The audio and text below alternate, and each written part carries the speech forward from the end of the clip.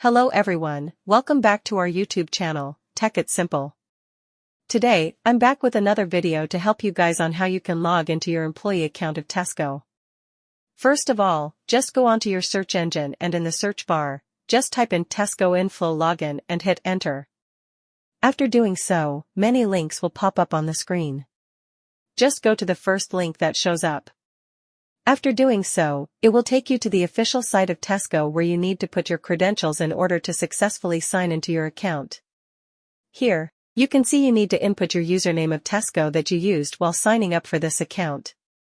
And after doing so, after putting your correct username, just hit continue and you'll be redirected to another interface where you need to put your correct password in order to successfully sign into your Tesco account. Here, you can see there is a Remember Me button as well. If you're using a private computer, I would advise you to click this Remember Me button for easier access. But if you are on a public computer, I would not recommend you on using this Remember Me button. So guys, this was for this video. I hope you guys find the video helpful. Don't forget to like and subscribe to our channel, and hit the bell notification.